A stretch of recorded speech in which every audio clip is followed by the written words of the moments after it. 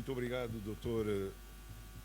Benedito, pela sua pequena intervenção, aplausiva. Eu ia começando por agradecer ao excelentíssimo Dr. Cláudio Valentim pelo convite que me fez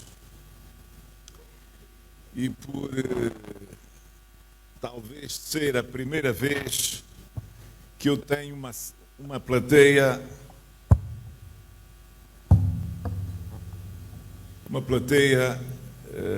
multifacética, que acabo por perceber que entre militares, polícia, os professores da universidade, convidados, excelentíssimos alunos, uns mais velhos que outros, e um microfone também que quer me tentar atrair, mas não vai conseguir, porque eu já falei para plateias sem micro desta natureza. Claro está que já não tenho a idade que tinha antes, mas de qualquer das formas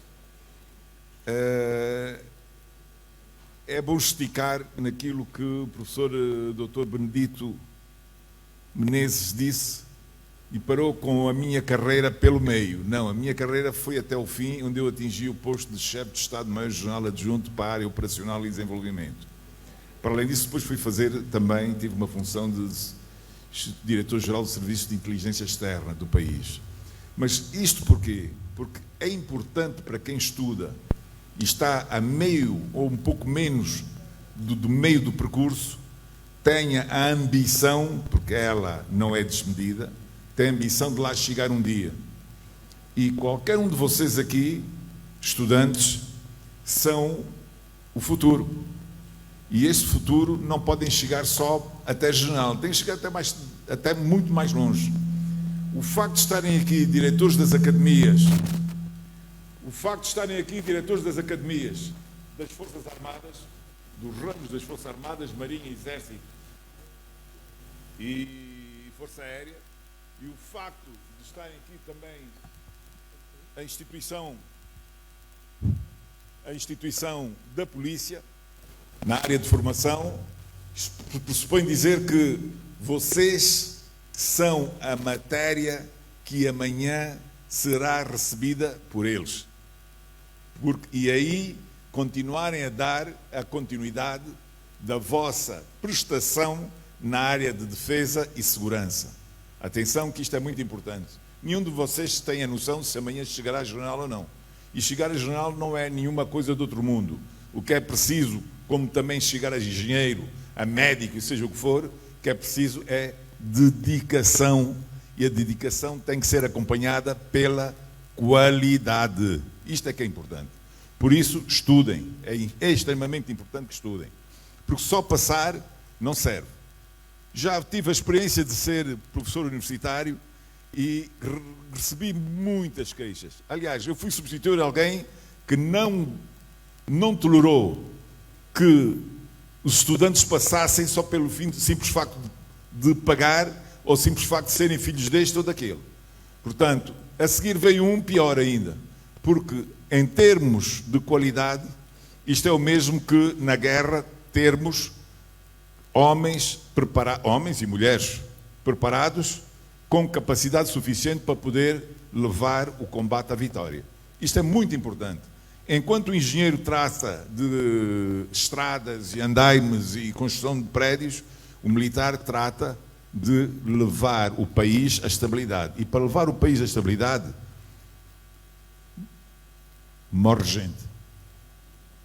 Morre gente. Levar um prédio, pode ser que morra, um caso de um engano, pode ser que morra um operário ou outro.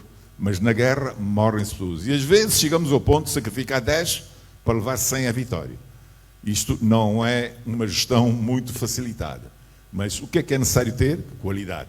Bem, eu vou entrar então para a matéria que me trouxe. A matéria que me trouxe é uma matéria que eu inicialmente estava e fui convidado para fazer 2 ou 3 conferências. E de um momento para o outro acabei por ter que fazer uma conferência só e de 30 minutos. As conferências, por norma, levam a alguma discussão.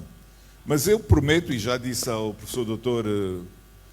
Valentim, de que numa próxima presidente aqui desta instituição, numa próxima oportunidade, eu terei o prazer, falando com estudantes, é o mesmo que falar com militares, né? Mas só que os militares de um determinado nível e os estudantes têm outro nível. Mas será sempre uma forma de incitá-los a estudar cada vez mais, para servirem cada vez mais também o país. Por isso, vamos começar com o título de Governação em Defesa e Segurança Nacional. Deixem-me dizer que segurança nacional é uma matéria que poucos falam. Portanto, mas de qualquer das formas, se tiverem dúvidas, tirem as dúvidas todas que tiverem que fazer. Okay. Então temos aqui a nota introdutória, não sei se vocês veem bem, a nota introdutória, enquadramento geral, novos desafios à governação em defesa e segurança nacional, ameaças complexas e transversais da conflitualidade e segurança em África, reforço da cultura estratégica e da cooperação institucional, orientações para o futuro do fortalecimento do sistema de segurança nacional e conclusões. Vamos começar por falar pela defesa. Eu fiz questão de transmitir tudo aquilo que lá está por escrito para os camaradas captarem melhor, os estudantes e quem estiver aqui presente. Diga. Vocês estão-me a ouvir ou não? Tá. Portanto, e fiz um PowerPoint com escritura. Podia ser só símbolos, mas assim vocês fixam melhor e também poderão tirar fotografias e aquilo que quiserem fazer, portanto, por uma questão de observar e captarem melhor a informação. A defesa pertence a um sistema de segurança nacional. E hoje, cada vez mais, as questões de defesa têm vindo a ser discutidas. Quem diz defesa, depois vamos lá ter a segurança. E porque o mundo está cada vez em uma evolução maior, o mundo está cada vez mais pendente de situações abruptas que vão aparecendo e cada vez que há um conflito, ou cada vez que há uma pequena ou uma guerra grande, a tendência é evoluir cada vez mais alguns aspectos que são extremamente importantes e que mudam as temáticas. As transformações tecnológicas, geopolíticas, sociais. A natureza, e tudo isto alteram as ameaças. E a natureza das ameaças forma os Estados como devem responder a elas.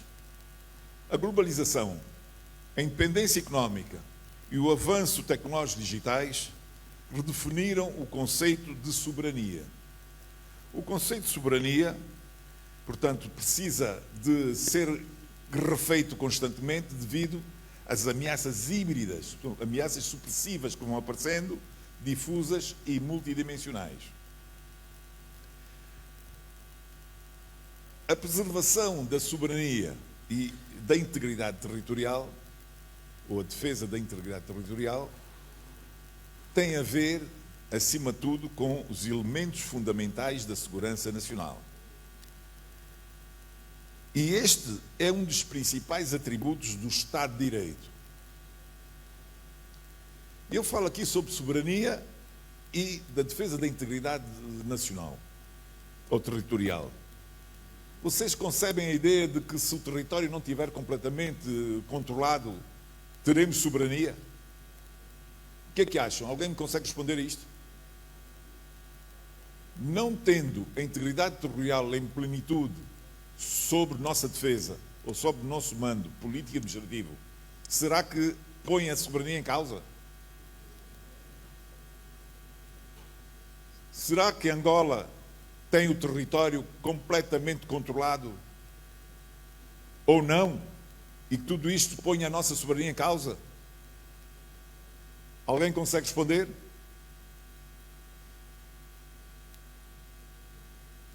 Costuma-se dizer que nem sempre o atrevimento significa ignorância. Muitas vezes as pessoas ficam na dúvida. Se vou, se não vou, como é que vou ficar na fotografia? Mas deixem-me-vos dizer uma coisa. Angola tem partes da sua integridade territorial que não são controladas política e administrativamente. Já teve mais, mas hoje, mesmo assim com a paz, continuamos a ter algumas questões pendentes. Quando estávamos em guerra, havia uma parte do território nacional que estava controlado pela UNITA, que nós não tínhamos o controle político e administrativo. Veio a paz, começamos a tê-lo. E precisamente naquelas zonas onde tínhamos este problema, até criaram-se agora órgãos políticos e administrativos do Estado para que se aproxime cada vez mais junto às populações que durante muitos anos estiveram fora de controle. É o caso da criação de algumas províncias novas. Província do Quando, província do Mochico-Leste e por aí fora. Mas ainda assim, devo-vos dizer que há 2 pontos no país que ainda estão sob controle exterior e em discussão. Na província do Quando, onde a fronteira do país é delineada, a nosso ver, é delineada pelo rio Zambeze, existe uma vila que está sob controle político e administrativo da Zâmbia, que se chama Xangombo. Esta vila, que é uma vila bastante grande, com cerca de 6.000 habitantes, de Xangombo, está parcialmente dentro do território angolano, porque a fronteira com a Zâmbia não é o rio Zambeze, é 10 quilómetros depois do rio Zambeze. E até hoje discute-se isso. Tem-se estado a discutir, há comissões, e numa última palestra que eu dei a alguns oficiais regionais, portanto, estava um oficial comissário da polícia que pertence a esta comissão que está em discussão e que deu-nos alguns esclarecimentos mais. Mas, resumindo e concluindo, continua a haver o controle por parte da Zâmbia de um território que é nosso. Está a ser discutido, mas até lá ainda não foi resolvido. E a tendência desta vila crescer, qual é? É para a proximidade da água, é a proximidade do rio. Cada vez mais esta vila cresce dentro do território angolano. A outra questão tem a ver também com algumas ilhas do rio Zaire, cá em cima no norte, estão ocupadas por congoleses. E com a administração congolesa também, que está em discussão já há bastante tempo, e vamos ver até quando será que, em definitivo, se vai resolver este problema. Isto para dizer o quê? Que mesmo sem a soberania, aliás, mesmo sem a integridade territorial por completo, Angola não deixa de ser soberana. Continuando. A expressão de defesa nacional é uma expressão que apareceu. A expressão de defesa nacional apareceu depois da Segunda Guerra Mundial. Nos anos de 50, a expressão defesa, ou ministério, ou departamento, ou instituição que tratava da defesa, versava sobre assuntos completamente militares.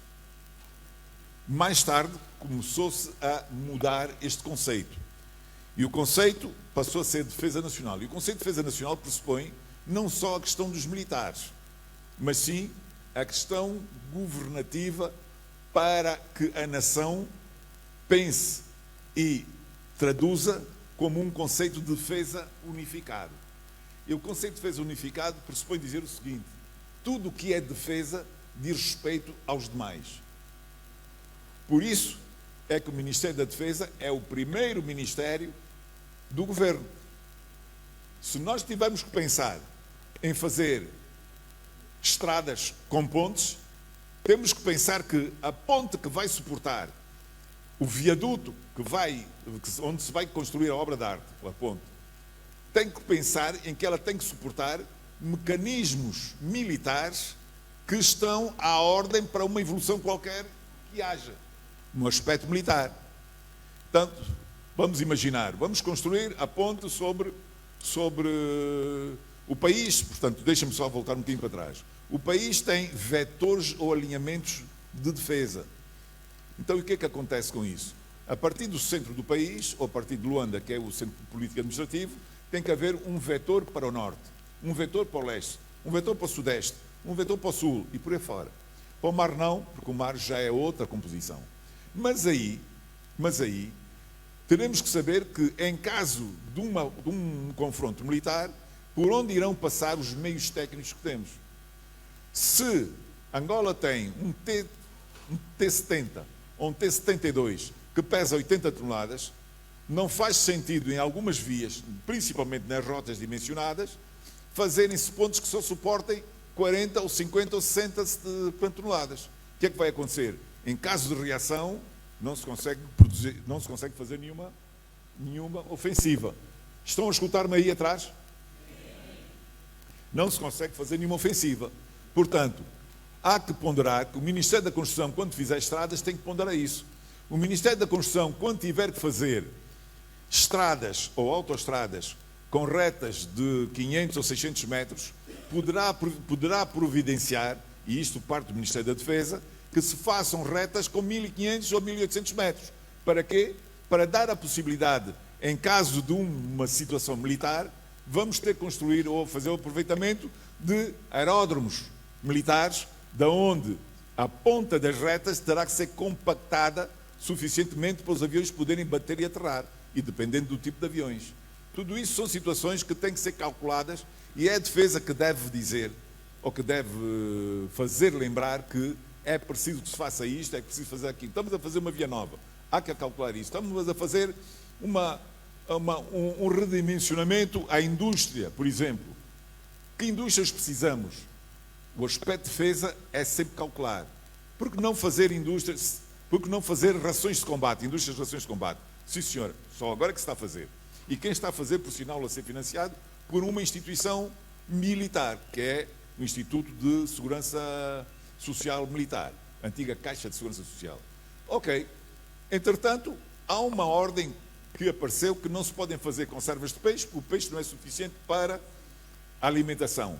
Bem, isso é discutível. Mas, entretanto, é necessário que se faça uma empresa de conservas de peixe, porque Angola tem 1.600 km de mar, de orla marítima, e não se concebe a ideia de que não haja uma fábrica de conservas de peixe, para que poderá servir também as conservas de peixe para a produção de ração de combate. Quem diz isto também, a indústria de carne, para a produção de... Eu peço antecipadamente desculpas ao Dr. Valentim, que estou a alongar-me um bocadinho, mas eu vou aproveitar a desorganização que o momento me está a dar. Peço desculpas pela desorganização. Não é desorganização, mas foram situações que se criaram. Já que a minha parceira de conferência não entrou, eu agora também vou tentar ver se estico um bocadinho mais o meu tempo, né? Não sei se isso será, mas será bom para todos. Será bom para todos. Pronto, mas tudo isso para dizer que a defesa é extremamente importante e não é só o aspecto, porque nós, quando pensam na defesa, pensam que, portanto, por causa dos militares. Não, os militares só são uma parte da defesa. Os militares só são uma parte da defesa. As instituições de ensino como esta têm que pensar, têm que, no Ministério do Plano, tem que haver já uma parte da defesa ali vocacionada, de onde, quantos estudantes vamos ter até X tempo? Quantos estudantes para isto? Quantos estudantes para aquilo? Quantos médicos? Porque um dia, se por qualquer eventualidade houver uma guerra, o Estado, o Governo, sabe com quantos contar nos próximos mais tempos, nos tempos mais próximos. Tudo isto para dizer que é extremamente importante ter isto em consideração. Todos nós trabalhamos em prol da defesa, como todos nós somos um elemento da segurança nacional. Cada um de nós é um elemento da segurança nacional. Porque cada um de nós, numa situação como aquela que houve aqui do Cavaco, por exemplo, cada um de nós tem que saber como alertar, tem que saber como proceder para que se possam diminuir riscos, para que se possam aclarar atempadamente aquilo que se chama ameaça. A doutrina dominante das décadas de 50 e 60 deixa de referir a defesa como uma organização orientada para os tempos de guerra, passando a atribuir-lhes objetivos permanentes à dimensão global e interministerial. Foi aquilo que eu disse há bocado, atuando como um instrumento de segurança do Estado. Não. Vocês desculpem, mas ainda não estou habituado a isto. Portanto, falamos um bocadinho de defesa, falamos um bocadinho de segurança. Vamos então dirigir-nos ao enquadramento de onde nós estamos. Enquadramento geral de segurança da região. Vamos ter As ameaças híbridas, que é a segurança enfrenta novos desafios na atualidade, complexos e dinâmicos nos dias de hoje. A instabilidade regional, a região dos Grandes Lagos, que é o epicêntrico dos grandes problemas que nós temos, e o tráfico de armas, que tem sido um fator, o tráfico de armas ligeiras e de pequeno calibre tem sido um fator de bastante instabilidade e da existência dos conflitos. Meu Deus, ainda não consegui. Okay. Portanto, a segurança nacional no século XXI transformou-se profundamente com a globalização. Os camaradas sabem que, com a globalização, os Estados tornaram-se interdependentes. Ninguém é dono de ninguém individualmente. E vulneráveis às pressões externas. Portanto, uma vez que os Estados se tornam interdependentes, se a nossa dependência ou se na nossa segurança existe interdependência, quer dizer que estamos dependentes de ações externas. E isso também é uma vulnerabilidade. Depois temos as questões de tecnologia, os cyber-ataques, a vigilância digital, a guerra de informação, que a guerra de informação, conforme os senhores sabem, é praticamente uma guerra praticamente autónoma. Eu não sei se vocês se lembram que antes da guerra da Ucrânia, o que se falava mais e que tocava-nos como ameaça era a questão do Covid. Foi ou não foi? Pois, mas já houve quem defendesse que o Putin, ao fazer a guerra contra a Ucrânia, devia merecer a medalha de honra ao Prémio Nobel da Saúde. Porque o Putin acabou com o Covid. Deixou de se falar do Covid e apareceu a guerra da Ucrânia. Então, quer dizer, quem acabou com o Covid foi Putin. Por incrível que pareça. Mas tudo isto por quê? Por causa da guerra da informação. A informação é um meio dissuasor e um meio de intervenção em qualquer tipicidade militar. Da mesma forma que começou-se a falar e nunca mais se parou, mas a caminho de 5 anos, falou-se da Ucrânia, da guerra da Ucrânia, hoje a guerra da Ucrânia quase que apagou, porque apareceu outra situação que faz com que o mundo enfrente uma ameaça ainda maior que aquela. Então a tendência qual é? As guerras de informação vão modelando o mundo, vão gerindo situações que muitas vezes saem fora do nosso controle. Só para dar um exemplo muito prático, só agora começou a sair a informação sobre os estragos que os mísseis iranianos fizeram às bases militares norte-americanas, ali no Golfo Pérsico. Só agora, depois de quase 2 meses. Porque a informação foi fechada para que não perturbasse o mercado americano, não perturbasse também o mercado europeu. Mas, portanto, tudo isto para dizer que a guerra de informação comanda e com as tecnologias, portanto, transformam profundamente a segurança nacional do século XXI. Outro caso é a criminalidade transnacional. Redes que operam para além de fronteiras. A criminalidade transnacional dá origem também e incute alguma fragilidade institucional. Há países com menor capacidade de intervenção, acabam por ter baixa resposta e tornam-se alvos fáceis. Já ouviram falar com certeza de estados falhados, porque a intervenção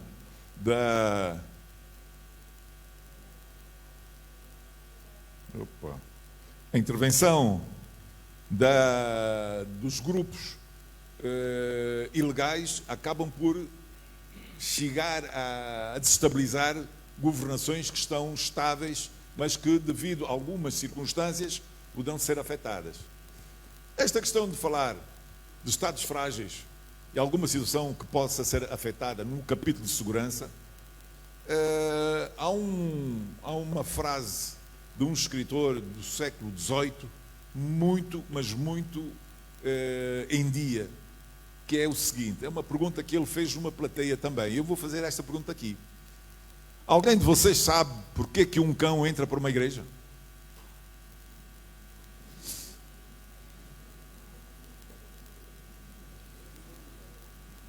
Bem, se não me dizem, eu deduzo que não sabem. Mas o cão, se vocês um dia estiverem atentos, reparem bem o que é que ele faz. Normalmente o cão está a olhar sempre para baixo. E antes de entrar, ele faz isto, olha e entra. E porquê que isto acontece? Porque encontra a porta aberta. Se a porta estiver fechada, o cão não entra. Se nós levarmos esta conversa para a questão dos estados frágeis, é precisamente isso. A guerra acaba como acabou em Angola. E a ponderação era que o dinheiro que ia para o armamento, ou o dinheiro que ia para a preparação, agora vai para o leite e manteiga e pão para os filhos. É verdade que não foram as mesmas quantidades, mas parte deste orçamento tem que continuar a fornecer a base daquilo que é a segurança territorial e a nossa soberania.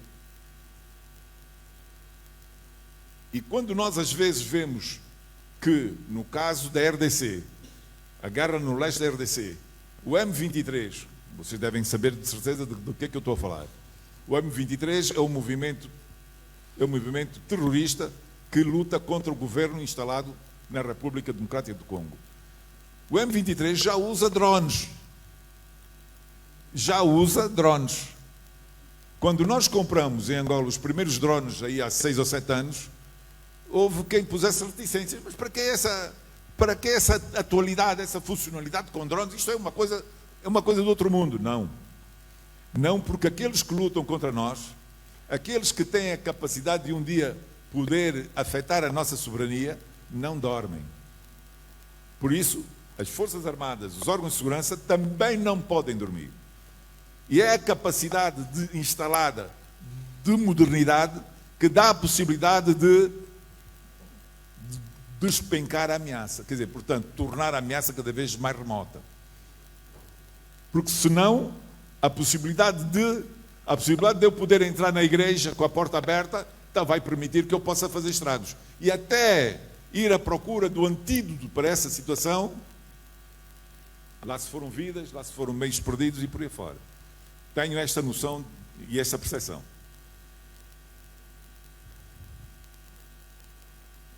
A segurança resume-se em 3 pontos fundamentais.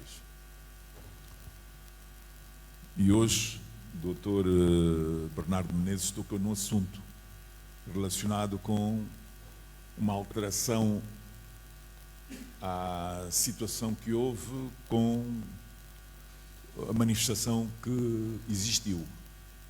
Nós hoje também poderemos tocar nesta questão que existiu. Se por um lado, os 3 pontos fundamentais são garantir e proporcionar o direito a cada cidadão, por outro, é salvaguardar a ordem institucional contra perturbações internas que possam existir. A outra, como cidadão, nós não poderemos nos sentir perturbados com pressões externas que possam existir. Portanto, queremos ter um país estável. Lá à frente, eu também poderei dizer-vos o que é que muitas vezes afeta a situação do cidadão. Se eu não disser, façam-me recordar, por favor.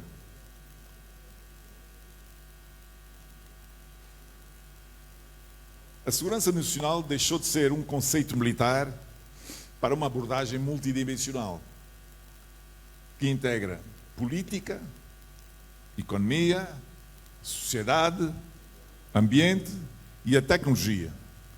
A globalização e a interdependência económica alteraram a soberania, o conceito de soberania, tornando os Estados mais vulneráveis às pressões externas e internas também. Em África, as fragilidades estruturais, conflitos prolongados e circulação das armas ligeiras de pequeno calibre criam um ambiente de risco permanente. E porquê as armas ligeiras de pequeno calibre?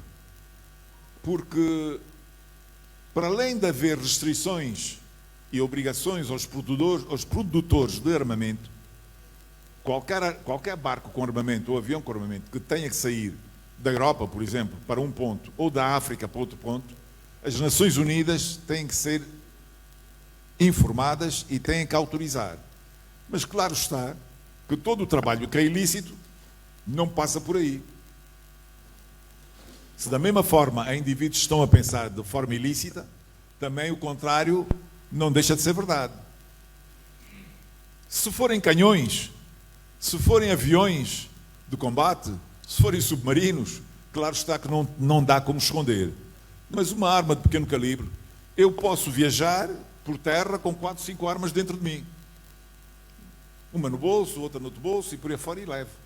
São armas de pequeno calibre, e são ligeiras e que facilmente eu consigo passar pela fronteira sem que alguém dê por ela. Estas armas é que são as mais complicadas para um sistema qualquer que haja entre o ser humano. Se eu tiver que fazer uma troca de palavras com alguém e não tiver armas, podemos ir aos pontapés, podemos ir à bufatada, podemos ir qualquer que seja a ação que não nos leva à morte. Muito dificilmente, a menos que a situação contundente nos possa levar a uma situação mais gravosa. Mas se eu tiver uma arma nas mãos, eu não espero levar 2 ou 3 galhetas, eu saco logo a arma e disparo. Portanto, fica um assunto resolvido mais rapidamente. É este assunto resolvido mais rapidamente que, se levarmos para a coletividade, nos faz desencadear situações com proporções muito mais graves. E em África nós temos muitos problemas. Se não forem problemas étnicos, são problemas de inconstitucionalidades após um processo eleitoral ou não. Se eu posso discutir, dizer que isto não é assim, que vou versar sobre as questões da democracia que me permitem discutir sobre este assunto, pacífico.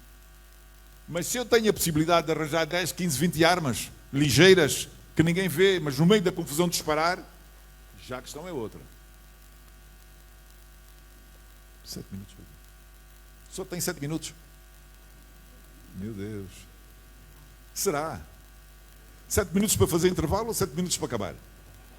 Não tem possibilidade. Não, nem sequer a meio vou. Mas está bem, pronto. Então eu vou alterar a minha velocidade. Sobre a segurança já falei. Vou falar de algo que talvez seja importante. A segurança resume-se em 3 pontos fundamentais. Bem, isso já disse. Eu estou... Não, é o contrário. É que estas setas estão ao contrário. Portanto, já falei. Novos desafios na região dos Grandes Lagos. Falar sobre o aumento do tráfico de armas e impactando a segurança, terrorismo, estados frágeis. Peço desculpas, agora vou falar um bocadinho a correr, já não vou fazer algumas intervenções que eu pensei que tivesse tempo e afinal não tenho. Nós temos as comunidades económicas regionais que confluem todas dentro da questão dos Grandes Lagos. Falar dos Grandes Lagos em questões de segurança é extremamente importante, porque é a partir dos Grandes Lagos que vêm os outros difusores, os outros difusores de outros problemas que existem na região. A região dos Grandes Lagos tem países que pertencem a 3 comunidades regionais. A comunidade regional do IGAD, que é a comunidade regional.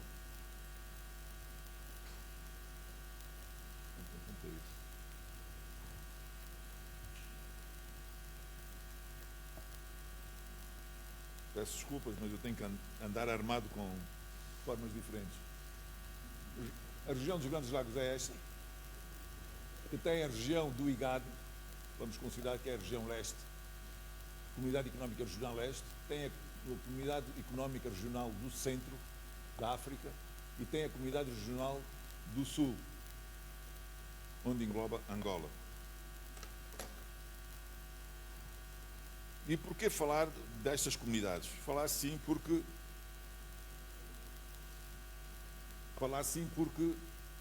toda esta afluência desta região que começa, o epicentro dos problemas começam na região dos Grandes Lagos, portanto vão se espalhando por vários países, onde o nosso país também se encontra. A governação em defesa e segurança deve evoluir para modos mais flexíveis, capazes de antecipar riscos, reforçar capacidades e promover a resiliência dos Estados. A paz dependerá da capacidade de transformar desafios complexos em oportunidades e cooperação, integração e fortalecimento institucional. O continente africano, em particular a região da África Central, apresenta particularidades consubstanciadas na existência de inúmeros grupos armados. Paulatinamente se tem estado a combater esta instabilidade, mas mesmo assim continua a ser um problema muito grande devido precisamente ao tráfico de armas ligeiras e pequeno calibre. Em 2010, a então secretária-geral da ONU, declarou que o comércio ilícito de armas é mais uma pandemia que existe, e o PNUD, nessa mesma época, terá dito que a seguir a malária é a causa de maior número de mortes, é a segunda causa de maior número de mortes em África. Novas ameaças para a África. A África continua a ter, fruto desta situação que eu há bocado citei, algumas questões relacionadas com, que são as novas ameaças, relacionadas com o terrorismo, o crime organizado, tráfico de drogas, tráfico de armas, pirataria, mudanças climáticas e guerra cibernética. A ameaça é causada por uma vontade consciente da prossecução de objetivos. Quem causa ameaça tem a consciência de que vai, por objetivos peculiares, vai traduzir uma ação de coação. Eu vou ameaçar com o objetivo de coagir a que outrem faça isto ou faça aquilo. A ameaça é entendida na ONU, é entendida por qualquer acontecimento, processo que leva à perda de vidas e à redução de expectativas da vida humana, portanto, em larga escala, e põe em causa a unidade do sistema internacional, ameaçando a segurança internacional. O que é que nós estamos a viver hoje com a guerra do Irão? Uma ameaça que está a pôr em causa a unidade internacional, a unidade mundial, não só no aspecto de segurança económica, mas também como um aspecto de segurança da vida humana. Estas ameaças são exacerbadas com as dificuldades que os Estados possuem de fazerem face a conflitos violentos em andamento, assim como a prevenção na construção da paz. Ameaças à segurança não se restringem só às fronteiras, mas pelo que podem ser encaradas nos planos nacional, regional e internacional. A ameaça coloca em causa a segurança do Estado e a condição de liberdade e circulação dos cidadãos. Conflitualidade em África. Conflitualidade, conflitos. Conflitos, em latim, significa golpear, significa choques. O choque entre dois indivíduos, ou embate de pessoas, ou embate de grupos, tem a ver com o desentendimento inevitável e sempre evidente de situações que possam persistir entre os dois. Muitas vezes até situações de má compreensão são suficientes para criar um conflito.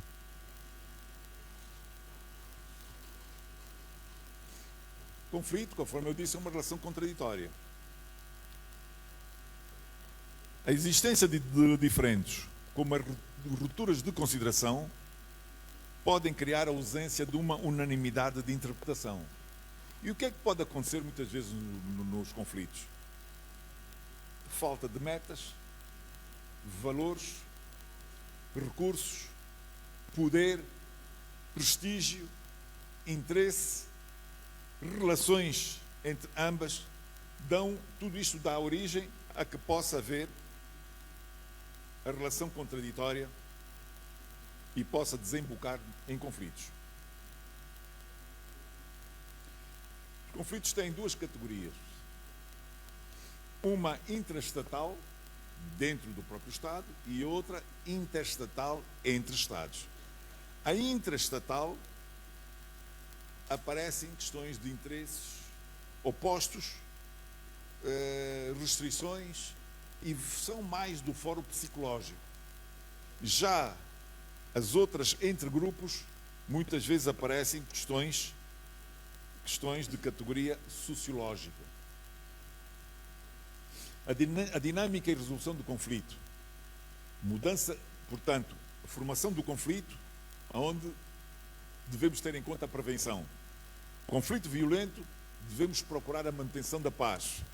Transformação do conflito, pacificação da situação.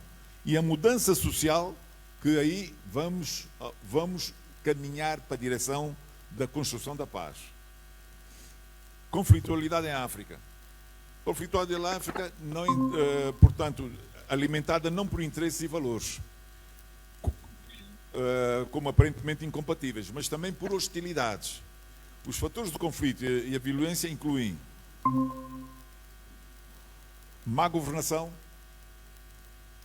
corrupção, pobreza, desigualdade social, alto índice de desemprego, surgimento e crescimento da auréola citadina, portanto, as áreas urbanas, o crescimento grande e veloz que vão tendo o epicêntrico urbano, porosidade das fronteiras, fronteiras sem controlo, e tudo isto, fruto da má governação, pode aparecer e pode criar o quê?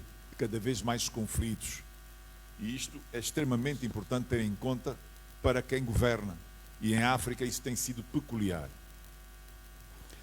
A questão dos conflitos cada vez mais impõe a presença militar. Porque tudo, nos aspectos de segurança, tudo tem um processo. Quem ataca o desacato inicial é a polícia.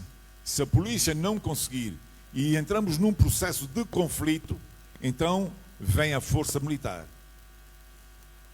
A imposição da presença militar, como consequência, origina custos financeiros. O orçamento, parte do orçamento que deveria ser induzido às questões sociais, acabam por ser induzidos para outras variantes. A instabilidade em África tem sido cada vez mais impulsionada pela ocorrência de conflitos, que têm como causa divergências políticas, crise financeira e económica, o terrorismo, etnicismo e a insurgência sob justificação de representatividade política. Os conflitos são impulsionados pelo substancial crescimento económico desigual, a má governação, fraca capacidade de resposta dos Estados e pelo elevado índice da população, como desemprego no seio da juventude. Estes fatores proporcionam espaço para revoltas, e assim foi que apareceu em África a revolta, a Primavera Árabe, no norte, na Tunísia, que tem levado à inviolência e que influenciam no aparecimento de novas ameaças à segurança do continente. Bem, eu tenho o professor Dr. Menezes a olhar para mim e a dizer-me que só tenho mais 20 minutos.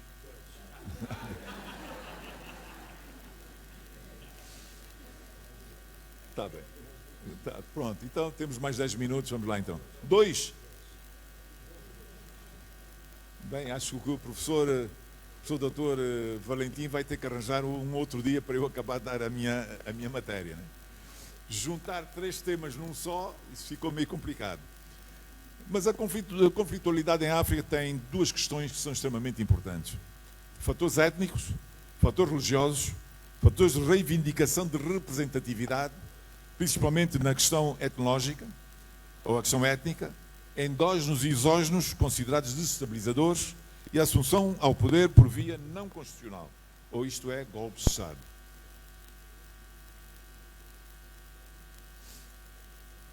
Bem, eu ia esticar um bocadinho ia saltar umas questões. Para as questões de conflitualidade e questões de paz em África, foi criada uma instituição que se chama APSA, que é a Arquitetura de Paz e Segurança em África. Esta APSA está está situada na União Africana e tem um Conselho de Paz e Segurança, conforme eu disse, que tem a Comissão da União Africana, é algo que é relativo à Europa. É algo relativo à Europa e assim há de ser durante alguns tempos para os outros continentes, porque a persecução da paz irá cedo ou tarde, não vai ser no nosso tempo, cedo ou tarde vai levar a aquilo que um alemão, que eu agora esqueço-me do nome, dizia, que escreveu um livro que dizia a paz perpétua. Na paz perpétua o que é? É o mundo ter um governo só. Mas é por aí onde nós caminhamos. É por aí onde nós caminhamos. Então, tem a Comissão da União Africana, tem a Força Africana em estado de alerta, tem o sistema de aviso prévio, tem o Fundo Africano de Paz, que é para o apoio financeiro, e tem o painel de sábios, que é onde reúne algumas entidades que foram presidentes ou chefes de governo, que permite interceder em algumas circunstâncias mais aflitivas e conflituosas que possam existir em África. A par disso, paralelamente ao APSA, existe a CARIC, que já não existe, já deixou de ser coisa. Eu gostaria imenso de falar sobre a CARIC, porque eu estive dentro deste processo, era extremamente importante, porque ainda hoje a África chora por alguns problemas que podiam não existir hoje, mas continuam a existir, porque infelizmente, por questões vamos considerar quase questões de ciúmes, portanto acabaram por fazer desaparecer a CARIC. Tem o CISA, que é a Conferência de Inteligência sobre Assuntos de Segurança em África, e tem a FITS, que é uma instituição que foi criada há 2 anos para questões de pós-golpes de Estado.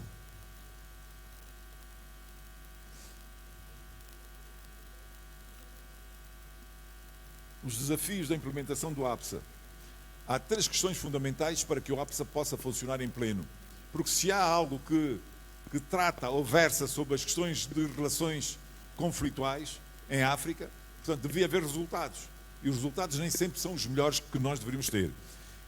Pondera aqui a situação da vontade política, pois torna-se vital, quer dizer, nem todos participam conforme deviam participar. Há discrepância entre o nível continental e o nível regional, e há o desequilíbrio, pois é mais fácil as comunidades económicas regionais funcionarem, ao passo que a unidade da União Africana funciona numa velocidade muito mais fraca. Então tudo isto origina que a vontade única e una de poder criar situações de resolução de conflitos tem sido muito difícil. Perspectivas futuras. Perspectivas futuras da defesa e segurança nacional apontam para a necessidade de uma abordagem cada vez mais integrada, cooperativa e tecnológica.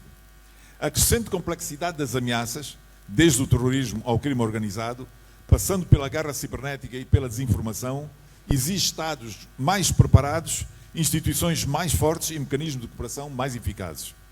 A nível regional, espera-se um reforço da cooperação, maior partilha de informações e fortalecimento das estruturas do APSA. Redução da circulação de armas ligeiras e pequeno calibre continua a ser uma prioridade. Maior controle fronteiriço e responsabilização dos países fornecedores. No futuro, a segurança será tanto militar como digital, tanto nacional como regional, tanto preventiva como cooperativa. O sucesso dependerá da capacidade dos Estados se adaptarem, inovarem e trabalharem em conjunto. As ameaças modernas são transversais. Implica dizer que nenhum serviço de inteligência ou segurança poderá isolado compreender a totalidade. Colaboração igual à visão completa da ameaça. Os 3 serviços principais, neste caso a interna, a externa e a militar, que não só a polícia, os bombeiros, todo mundo faz parte do sistema de segurança. Há aqui algo que o país ainda não tem e que provavelmente um dia poderemos pensar nisto. É haver uma entidade responsável pelos serviços ou os órgãos de segurança, para que a cooperação e a colaboração seja mais efetiva. Quando se chegar ao líder, já a informação está melhor trabalhada. A modernização das Forças Armadas e dos sistemas de segurança do futuro exige forças cada vez mais tecnológicas, capacidade de vigilância, drones, inteligência artificial, cibersegurança e sistemas de resposta rápida. A modernização será essencial para acompanhar a evolução das ameaças. Integração da defesa, segurança e diplomacia e desenvolvimento. Soluções D+3. estas questões de defesa, segurança, diplomacia e desenvolvimento têm que ser mais unificadas. A expansão das capacidades de cibersegurança, de combate e ameaças digitais. A velocidade das ameaças aumentaram, os países não têm todas as mesmas capacidades, se uns têm melhores satélites, outros têm melhores capacidades cibernéticas, outros têm melhor infiltração nas redes criminosas e outros têm até melhor conhecimento local. Podem não ter tudo aquilo, mas têm, cada um na sua área tem as suas especificidades próprias. Por isso, juntar capacidades e inteligência mais completa, juntar capacidades e inteligência mais completa e eficaz. Bem, vou, por fim, para as conclusões. Já, falta um minuto. Nunca tive uma palestra tão apertada, mas está bem, pronto. Cooperação reforçada. Conclusões. A cooperação reforçada entre os Estados e modernização tecnológica dos sistemas de defesa e segurança. Integração multidimensional das políticas de cibersegurança, avançada para a proteção de infraestruturas. Fortalecimento institucional das forças e mecanismos regionais africanos para a paz duradoura. Colaboração igual à visão completa da ameaça. Inteligência colaborativa é uma tendência global inevitável. A coordenação da unicidade dos serviços de inteligência, informação e segurança por uma única entidade. Muito obrigado a todos.